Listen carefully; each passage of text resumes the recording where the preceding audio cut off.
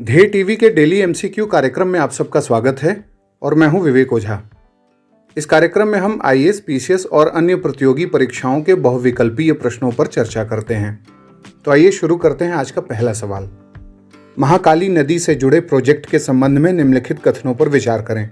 पहला, भारत नेपाल के बीच महाकाली नदी पर 12,000 करोड़ रुपए की लागत से ब्रिज बनाया जाएगा। दूसरा, इस प्रस्तावित पुल का काम 3 साल के भीतर पूरा कर लिया जाएगा। उपरोक्त में से कौन से कथन सत्य हैं? ए केवल 1, बी केवल 2, सी 1 और 2 दोनों, या फिर डी न तो 1 न ही 2। इसका उत्तर है सी। हाल ही में केंद्रीय कैबिनेट की बैठक के बाद ब्रीफिंग के दौरान केंद्रीय मंत्री अनुराग ठाकुर ने जानकारी देते हुए बताया है कि भारत नेपाल के बीच महाकाली नदी पर 12,000 करोड़ रुपए की लागत से ब्रिज बनाया जाएगा। इस प्रस्तावित पुल का काम 3 साल के भीतर पूरा कर लिया जाएगा। इस पुल पर करार हो जाने से दोनों देशों के बीच कूटनीतिक संबंध और बेहतर हो सकेंगे। भारत नेपाल के बीच महाकाली नदी के ऊपर धारचूला में एक पुल बनाने का निर्णय भी कैबिनेट की बैठक में लिया गया है और इससे संबंधित मेमोरेंडम ऑफ अंडरस्टैंडिंग को जल्द ही साइन किया जाएगा। इससे उत्तराखंड में रहने वाले लोगों को लाभ होगा और नेपाल की तरफ रहने वाले लोगों को भी लाभ होगा।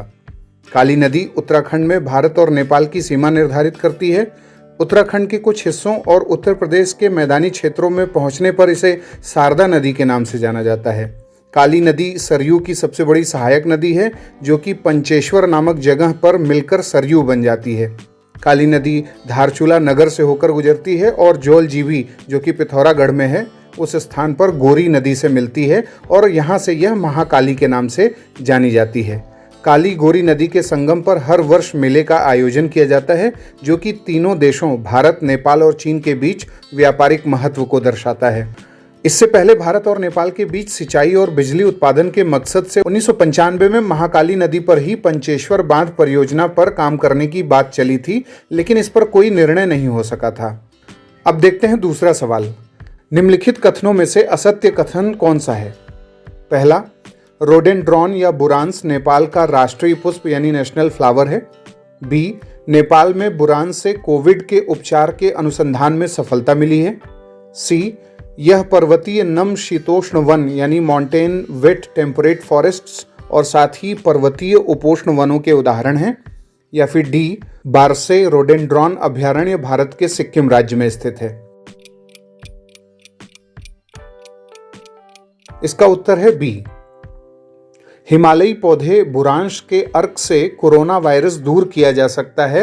एक अध्ययन में भारतीय प्रौद्योगिकी संस्थान मंडी यानी आईआईटी मंडी और नई दिल्ली के international centre for genetic engineering and biotechnology के शोधकर्ताओं ने इस संदर्भ में बड़ी कामयाबी हासिल की है।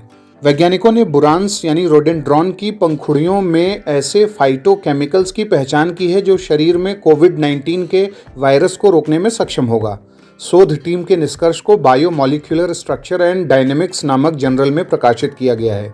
बता दें कि हिमालयी बुरांश का वैज्ञानिक नाम रोडेंड्रॉन अर्बोरियम है और इसकी पंखुड़ियों का सेवन स्थानीय आबादी स्वास्थ्य संबंधी कई लाभों के लिए भिन्न भिन्न रूपों में करती है। हिमाचल और उत्तराखंड में बुरांस का पौधा काफ़ी मात्रा में पाया जाता है। बुरांस का पौधा हिमाचल, उत्तराखंड और कश्मीर, सिक्किम सहित उत्तर पूर्व में पाया जाता है। Biomolecular structure and dynamics journal में पब्लिश रिसर्च के मुताबिक लैब में वेरो E6 कोशिकाओं पर प्रयोग किया गया और ये कोशिकाएं अफ्रीकन ग्रीन मंकी की मदद से विकसित की गई थीं। इनका ज़्यादातर इस्तेमाल बैक्टीरिया और वायरस के संक्रमण की गंभीरता को समझने के लिए किया जाता है।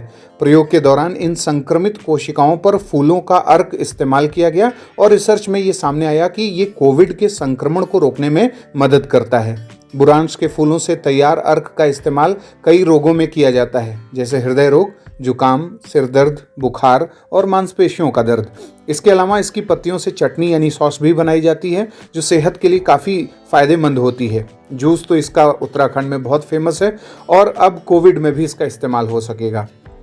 अब बात करते हैं तीसरे सवाल की। कृत्रिम सूर्य के बाद अब कृत्रिम चंद्रमा निम्नलिखित में से किस देश ने बना दिया है? आपके ऑप्शंस हैं ए उत्तर कोरिया, बी जॉर्डन, सी ईरान या फिर डी चीन। इसका उत्तर है डी यानी चीन।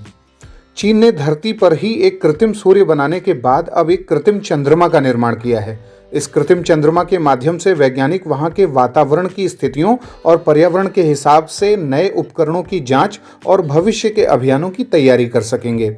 जियांगसू प्रांत के पूर्वी शहर सुझोऊ में स्थित कृत्रिम चंद्रमा का अपनी तरह का पहला केंद्र गुरुत्वाकर्षण बल को समाप्त कर देगा।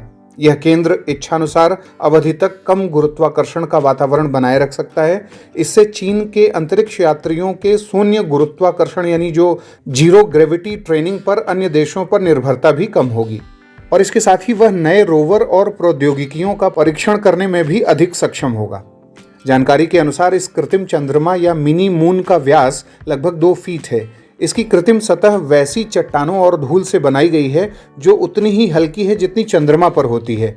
यहाँ बता दें कि चंद्रमा पर गुरुत्वाकर्षण बल शून्य नहीं है। यहाँ गुरुत्वाकर्षण बल धरती के मुकाबले 1/6 है। चंद्रमा धरती का एकमात्र प्राकृतिक उपग्रह है और गुरुत्वाकर्षण बल में अंतर चुंबकीय क्षेत्र की वजह से होता है। चीन अपने चंद्रमा अन्वेषण कार्यक्रम के 4थे चरण को पूरा करने वाला है और इस कार्यक्रम के तहत भविष्य के चेंज 6, चेंज 7, चेंज 8 अभियानों के जरिए चंद्रमा पर शोध केंद्र स्थापित करने की संभावनाएं तलाश की जाएंगी। विशेषज्ञों का मानना है कि इस महत्वाकांक्षी कार्यक्रम में चीन की यह नई उपलब्धि महत्वपूर्ण भूमिका अदा करेगी। चीन की योजना चेंज 7 अंतरिक्ष यान को चंद्रमा के दक्षिणी ध्रुव के लिए लॉन्च करने की भी है। अब बात करते हैं चौथे सवाल की। भारतीय नौसेना ने निम्नलिखित में से किस देश की नौसेना के साथ हाल ही में पैसेज अभ्यास यानी पासेक्स संपन्न किया है? ऑप्शंस हैं ए फ्रांस, बी रूस, सी जर्मनी या फिर डी ऑस्ट्रेलिया। इसका उत्तर है बी यानी कि रूस। भारतीय नौसेना के स्वदेश में डिजाइन और निर्मित की गई गाइडेड मिसाइल विध्वंसक आईएनएस कोच्चि ने रूस की नौसेना के आरएफएस एडमिरल ट्रिब्यूट्स के साथ 14 जनवरी 2022 को अरब सागर में पैसेज अभ्यास यानी पासेक्स किया है। इस अभ्यास ने दोनों नौसेनाओं के बीच सामंजस्य और आपसी क्रियाशीलता का प्रदर्शन किया। इसमें सामरिक कार्यनीति, क्रॉस डेक हेलीकॉप्टर परिचालन यानी ऑपरेशन और पोत कौशल से संबंधित गतिविधियां शामिल थीं। इसके अलावा पिछले वर्ष भारत और रूस की सेनाओं ने 1 से 13 अगस्त तक सामरिक द्विपक्षीय इंद्र 2021 अभ्यास भी संपन्न किया था, जो एक संयुक्त सैन्य अभ्यास था। अब बात करते हैं आज के 5वें और अंतिम सवाल की। निम्नलिखित में से किस राज्य में वर्षा वनों को बचाने के लिए वहां साइलेंट वैली मूवमेंट चलाया गया था? ऑप्शंस हैं ए आंध्र प्रदेश, बी तमिलनाडु, सी केरल या फिर डी उड़ीसा। इसका उत्तर है सी यानी केरल। हाल ही में साइलेंट वैली मूवमेंट को आकार देने वाले प्रसिद्ध पर्यावरणविद एम.के. प्रसाद का निधन हो गया। यह आंदोलन केरल के वर्षा वनों के लिए साइलेंट वैली को बचाने के लिए छेड़ा गया था। दरअसल 1970 में केरल राज्य विद्युत बोर्ड ने यहाँ पर एक हाइड्रो इलेक्ट्रिक डैम बनाने का प्रस्ताव रखा था और जिसके तहत जैसे ही बांध बनने की घोषणा हुई तो वहाँ के स्थानीय लोग उग्र हो गए। जनजातियां, आदिम समुदाय सब उग्र हो गए और साथ ही अपना विरोध प्रदर्शन शुरू कर दिया था और इसी क्रम में 1973 में सेव दी साइलेंट वैली मूवमेंट चलाया गया था। यह पश्चिमी घाट के बायोडायवर्सिटी हॉटस्पॉट का एक हिस्सा है और यूनेस्को की विश्व धरोहर सूची में शामिल है। साइलेंट वैली अपनी हरियाली, पेड़ पौधों और वन्य जीवों के लिए विश्व भर में जानी जाती है। 1970 के दशक में एक बहुत बड़े इन्वायरमेंटलिस्ट रोमुलस विटेकर ने साइलेंट वैली क्षेत्र में बांध निर्माण के खिलाफ अपनी आवाज़ बुलंद किया था और उसके बाद लोगों ने सेव साइलेंट वैली के नारे के साथ आंदोलन शुरू किया था। फिलहाल यह घाटी नीलगिरी जैव विविधता पार्क के अंतर्गत संरक्षित है और 1970 के दशक में ऐसे जो मूवमेंट हुए थे, चाहे चिपको आंदोलन था या फिर साइलेंट वैली मूवमेंट था, इन सब आंदोलनों का ही प्रभाव पड़ा था कि हमारे देश में वाइल्ड लाइफ लेजिस्लेशन शुरू हुए थे। 1972 में वाइल्ड लाइफ प्रोटेक्शन एक्ट बना था, फिर एनवायरनमेंट प्रोटेक्शन एक्ट 1986 में बना, या नेशनल फॉरेस्ट पॉलिसी 1988 में हमारी बनी थी। तो ये सब जो चीज़ें हुई वो इन्हीं इन्वायरमेंटल मूवमेंट्स की देन है। तो हमारे देश में पर्यावरणीय आंदोलनों का अपना एक बहुत विशेष महत्व रहा है और आज के समय में भी पर्यावरणीय आंदोलनों को सही दिशा देने और उनको चलाने की ज़रूरत है। तो ये था आज का हमारा डेली MCQ कार्यक्रम। आपके 5 में से कितने सवाल सही हुए, कितने गलत हुए, आप हमें कमेंट बॉक्स में बताएं। अगले कार्यक्रम के साथ जल्द ही हाजिर होंगे। इजाज़त दीजिए, नमस्कार।